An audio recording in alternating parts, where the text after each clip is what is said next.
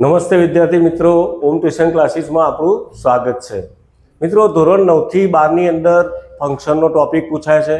એમાં આપણે એક આજે ફંક્શન લઈને આવ્યા છે કે ભાઈ શોઈંગ કોન્ટ્રાસ્ટ, અને એની અંદર કેટલાક કીવર્ડ છે કે ભાઈ ધો, ઓલ્ધો, હાઉએવર, એઝ, ઇનસ્પાઇટ ઓફ અને ડિસ્પાઇટ। આ બધાનો મતલબ એક જ થાય કે ભાઈ હોવા છતાં અથવા છતાં પણ। એટલે કે આ વાક્ય શું બતાવે કે પહેલી જે ક્રિયા હોય એની અનુસંધાનમાં જે બીજી ક્રિયા હોય એ શું બતાવે? વિરોધ દર્શાવે છે। અને આવું જ્યારે દર્શાવતું હોય ત્યારે આ બધા કીવર્ડનો ઉપયોગ થતો હોય છે। હવે કે પહેલાં આપણે એક જોઈએ કે ભાઈ ધો અને ઓલ્ધો, એનો મતલબ તો આપણે સમજી ગયા કે હોવા છતાં અથવા છતાં પણ એની વાક્યરચના શું? તો વાક્યરચનાની અંદર પહેલાં શું આવે? ધો અથવા ઓલ્ધો બેમાંથી ગમે તે એક વાપરી શકાય। પછી કર્તા આવે, પછી ક્રિયાપદ આવે અને પછી વિશેષણ આવે, બરાબર। અને એના પછી જે પાછળનું ગૌણ વાક્ય છે એની અંદર કર્તા પ્લસ કેન નોટ અથવા કુડ નોટ। જો નોટનો શું છે કે ભાઈ જરૂર પડે તો જ, નોટ શું છે? જરૂર પડે તો જ વપરાય, બાકી વાપરવાની જરૂર નથી। બીજું કે આની અંદર તમે ડુ ડઝ નોટ અથવા ભૂતકાળ તો ડીડ નોટ એનો પણ તમે ઉપયોગ કરી શકો છો। અને પ્લસ એના પછી છેલ્લે શું આવે કે મૂળ રૂપ, ક્રિયાપદનું મૂળ રૂપ, અને પછી છેલ્લે અન્ય શબ્દો જે વધારાના શબ્દો હોય એ બધા આપણે ક્યાં મૂકીશું? પાછળ મૂકીશું। તો આ આપણી થઈ વાક્યરચના। ધો, ઓલ્ધો, કર્તા, ક્રિયાપદ, વિશેષણ, પછી કોમા, કર્તા પછી કેન નોટ અથવા કુડ નોટ, અને પછી ક્રિયાપદનું મૂળ રૂપ। તો વાક્ય જોઈએ કે ભાઈ તે હોશિયાર છે, તેણી હોશિયાર છે, અને તે ફર્સ્ટ ક્લાસ મેળવી શકતી નથી। તો એ શું થશે ભાઈ? સી ઇઝ ક્લેવર અને she can not get first class. તો એ ક્લેવર એ શબ્દ શું છે? વિશેષણ છે, બરાબર। તો હવે આપણે જે વાક્ય રચના પ્રમાણે એનું વાક્ય આપણે એક સંયુક્ત વાક્ય બનાવીએ તો શું થશે ભાઈ? પહેલાં મૂકીશું ધો, પછી કર્તા કોણ છે? સી, અહીં પછી ક્રિયાપદ ઇઝ, અને વિશેષણ કયું છે? ક્લેવર, બરાબર। અને પાછળનું વાક્ય કે ભાઈ તે ફર્સ્ટ ક્લાસ મેળવી શકતી નથી, તો she can not get first class. She can't get first class એમ પણ લખી શકાય। તો આપણે વર્તમાનકાળનું વાક્ય જોયું। હવે આપણે બીજું ભૂતકાળનું વાક્ય જોઈએ કે તેઓ સારું રમ્યા, તેઓ મેચ જીતી શક્યા નહીં। તો અહીંયા આપણે લખ્યું કે ધે પ્લેડ વેલ, તો અહીંયા ક્રિયાપદ ભૂતકાળનું છે, બરાબર। કર્તા કોણ છે? તેઓ, એટલે ધે, અને તેઓ મેચ જીતી શક્યા નહીં, તો they could not win the match, બરાબર। તો અહીંયા કુડ નોટનો ઉપયોગ કર્યો, કેમ? કારણ કે અહીંયા ભૂતકાળ દર્શાવ્યો છે। બીજું કે મારે જીતી શક્યા નહીં એના જગ્યાએ હારી ગયા એવો શબ્દ વાપરવો છે। શું વાપરવું છે? હારી ગયા।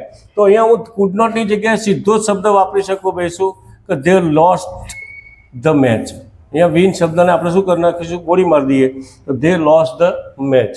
તો અહીંયા સીધો કુડ નોટ કે એનો ઉપયોગ કર્યા વગર પણ વાક્ય બનાવી શકાય કે અહીંયા આગળ વાપરીશું કે although they played well, they could not win the match, અથવા ધે લોસ્ટ ધ મેચ। તો આ શું થયું ભાઈ? ધો અને ઓલ ધોનો ઉપયોગ થયો। આગળ બીજો એક શબ્દ છે કે ભાઈ હાઉએવર।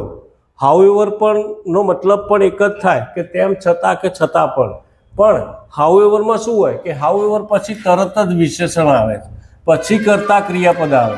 જ્યારે ધોમાં ઓલ ધોમાં શું હતું? કર્તા ક્રિયાપદ વિશેષણ હતું। જ્યારે આની અંદર હાઉએવર પછી તરત જ વિશેષણ આવે, પછી કર્તા ક્રિયાપદ, અને જે વાક્ય રચના અગાઉ આપણે જોઈ એ જ વાક્ય રચના આની અંદર પાછળ ગૌણ વાક્યમાં આવે। તો ધે કર્તા પ્લસ કેન અથવા કુડ નોટની જરૂર પડે તો, અને પછી ક્રિયાપદનું મૂળ રૂપ। તે માંદો છે, વાક્ય જોઈએ ભાઈ એક્ઝામ્પલ તરીકે, કે માંદો છે, તે સ્કૂલે જઈ શકતો નથી। તો અહીંયા he is ill, he can not go to school. આ બે વાક્યો અલગ અલગ લીધા કે તે માંદો છે, તે સ્કૂલે જઈ શકતો નથી। He is ill, he can not go to school. પણ મારે શું કરવું છે? હાઉએવરનો ઉપયોગ કરીને બનાવવું છે। તો પહેલાં મેં શું લીધું? હાઉએવર લીધું, પછી વિશેષણ કોણ છે ભાઈ? કે ઇલ, અને હી ઇઝ એ કરતા ક્રિયાપદ પાછળ લીધું, અને પછી પાછળનું વાક્ય જોડી દઈશું, he can not go to school. તો હાઉએવર પછી વિશેષણ લખવું ફરજિયાત છે। પરીક્ષાની અંદર એરર પૂછાય અને હાઉએવર પછી કરતા આપેલો હોય તો એ વાક્ય ખોટું છે, તો તમારે સુધારવાનું આવે તો હાઉએવર પછી તરત જ વિશેષણ મૂકવું, બરાબર। બીજું કે તે બુદ્ધિશાળી હતો, તે આ મુશ્કેલી ઉકેલી શક્યો નહીં।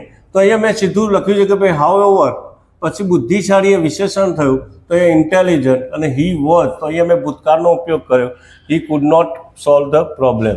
તો થઈ ગયું આ વાક્ય કે ભાઈ હાઉ એવરનો ઉપયોગ કેવી રીતે થાય. બીજો એક શબ્દ છે એઝ. એઝનો મતલબ પણ શું થાય? છતાં પણ. એઝના ઘણા બધા અર્થ થાય. મેં આગળ પણ કહી દીધું કે એઝ એટલે કારણ કે પણ થાય, ના જેવું પણ થાય, અને બીજું છતાં પણ થાય. તો અહીંયા આપણે એઝનો ઉપયોગ એક હોવા છતાં કે છતાં પણના અર્થમાં લઈશું, અને એની વાક્ય રચના શું છે કે ભાઈ પહેલું વિશેષણ આવશે. આમાં શું હતું? વિશેષણ હાઉ એવર પછી વિશેષણ હતું. અહીંયા એઝની પહેલાં વિશેષણ મુકાશે, તો એ વિશેષણ અહીંયા, પછી એઝ, પછી કરતા ક્રિયાપદ, પછી કરતા, પછી કેન કે કુડ, નોટનો જરૂર પડે તો જ ઉપયોગ કરવો, અને પછી ક્રિયાપદનું મૂળ રૂપ. બાકીના વધેલા જે શબ્દો હોય એ બધા આપણે ક્યાં મૂકીશું? પાછળ મૂકીશું. દાખલા તરીકે તે મહેનતુ છે, તે પાસ થઈ શકતો નથી, મારે એવું લખવું છે, બરાબર. તો અહીંયા પહેલું વાક્ય છે કે હી ઇઝ હાર્ડ વર્કિંગ અને હી કેન નોટ પાસ, તે પાસ થઈ શકતો નથી. પરંતુ મારે એઝનો ઉપયોગ કરીને વાક્ય બનાવવું છે, તો પહેલાં શું કરીશું? ભાઈ વિશેષણ લખીશું. શું કરીશું? વિશેષણ કે ભાઈ hard working as he is. Hard working વિશેષણ કે તે મહેનતુ છે, અને હી કેન નોટ પાસ, તો તે પાસ થઈ શકતો નથી. તો મિત્રો આજે ટોપિક જો એ કે ધો, ઓલ્ધો, પછી હાઉ એવર, એઝ, અને હવે એક છેલ્લો ટોપિક છે કે ભાઈ શું? In spite of. ઇન્સ્પાઇટ ઓફ પછી સંબંધક રૂપ. હવે સંબંધક રૂપ આપણને ખબર હોવી જોઈએ કયા સંબંધક રૂપો કહેવાય. દાખલા તરીકે આઈ હોય તો એનું સંબંધક રૂપ માય થાય, વી હોય તો અવર થાય, યુ હોય તો યોર થાય, હી હોય તો હિઝ થાય, સી હોય તો હર થાય, ઇટ હોય તો ઇટ્સ થાય, અને ધે હોય તો ધેર થાય. તો અહીંયા મેં કેટલાક સંબંધક રૂપો તમને અહીંયા બતાવેલા જ છે. તો એ સંબંધક રૂપો આપણે યાદ રાખવાના, અને કોના પ્રમાણે મૂકવાના? આપણો જે કર્તા આપણને વાક્યમાં આપ્યો હોય એ વાક્યના કર્તાને આધારિત આપણે સંબંધક રૂપ મૂકવાનું હોય છે. તો એ ઇન્સ્પાઇટ ઓફ પછી સંબંધક રૂપ, પછી કયો શબ્દ વાપરવાનો? બીઈંગ શબ્દ વાપરીશું, અને પછી વિશેષણ, પછી કર્તા, પછી ક્રિયાપદ, અને પછી અહીંયા આપણે જે આગળ પણ વાક્ય રચનામાં જોઈ ગયા એ જ વાક્ય કર્તા પ્લસ કેન નોટ અથવા કુડ નોટ પ્લસ ક્રિયાપદનું મૂળ રૂપ. તો આપણી ઇન્સ્પાઇટ ઓફની વાક્ય રચના થઈ. હવે આપણે એક્ઝામ્પલ જોઈએ કે ભાઈ એક્ઝામ્પલમાં કે તે ગરીબ છે, તે પ્રામાણિક છે. તે કેવો છે? ગરીબ છે અને પ્રામાણિક છે. તો અહીંયા વાક્ય થઈ છે ભાઈ he is poor, he is honest, બરાબર. હવે આપણે શું કરવાનું કે એનો ઇન્સ્પાઇટ ઓફમાં ઉપયોગ કરતા જોઈએ. તો ઇન્સ્પાઇટ ઓફ લીધું પહેલાં મેં, પછી સંબંધક રૂપ. સંબંધક રૂપ કેવી રીતે નક્કી કરીશું? કે અહીંયા કરતા કોણ છે? હી છે, તોहीનું સંબંધક શું થાય? હીજ. અને પછી મેં કીધું કે અહીંયા શું વાપરવાનું? બીઈંગ. તો અહીંયા બીઈંગ અને પછી વિશેષણ કયું થયું? પુઅર. બાકીનું વાક્ય એમના એમ કે હી ઇઝ ઓનેસ્ટ. તો આ ઇન્સ્પાઇટ ઓફનો ઉપયોગ કરતા આપણે શીખ્યા. બીજું પણ એક વાક્ય જોઈએ. આ વર્તમાનકાળ હતો, આ ભૂતકાળ હતો, આ સાદું વાક્ય હતું, આ ક્રિયા દર્શાવે છે, અને ક્રિયામાં આપણે કેવી રીતે લખવાનું કે ભાઈ તેઓ સારું રમ્યા છતાં મેચ હારી ગયા. તો અહીંયા મૂક્યું કે ઇન્સ્પાઇટ ઓફ ધેર. અહીંયા મેં કરતા કહ્યું છે ભાઈ ધે છે, તો ધેના અનુસંધાનમાં ધેનું સંબંધક શું થાય? ધેર થાય.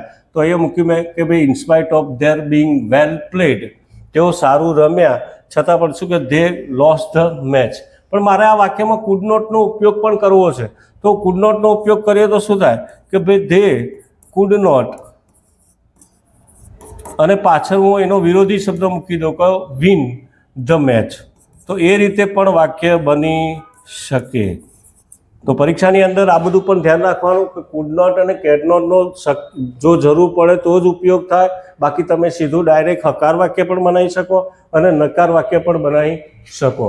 બીજું વાક્ય કે ધોરણ 10ની અંદર આપણે કેટલાક શબ્દો હતા કે યટ, બટ અને સ્ટીલ. આ શબ્દો પણ શું બતાવે છે ભાઈ કે ભાઈ ફંક્શનની અંદર એક કોન્ટ્રાસ્ટ જ બતાવે છે. તો એની અંદર બટ, યટ અને સ્ટીલ આ બધા શું છે? વાક્યની વચ્ચે મૂકવામાં આવે છે. કન્જક્શન તરીકે પણ એનો ઉપયોગ થતો હોય છે. દાખલા તરીકે તે ગરીબ છે, તે પ્રામાણિક છે. તો મેં લખ્યું he is poor, he is honest. પણ મારે બટ વાપરવું છે, તો he is poor but he is honest. સાદું વાક્ય છે. પછી મારે શું વાપરવું છે? યટ વાપરવું છે, તો એ પણ વચ્ચે આવશે. He is poor, he is honest. Steel વાપરવું છે, તો he is poor, steel he is honest. તો બટ, સ્ટીલ અને યટ બી જ્યારે વાક્યમાં દેખાય તો એ શું કહેવાય? Showing contrast. તેનો પણ આપણે ઉપયોગ શીખી ગયા. તો મિત્રો, જો તમને આ વિડીયો પસંદ આવતો હોય તો એને લાઈક કરજો, શેર કરજો અને સબસ્ક્રાઈબ કરવાનું ભૂલતા નહીં. Thank you very much.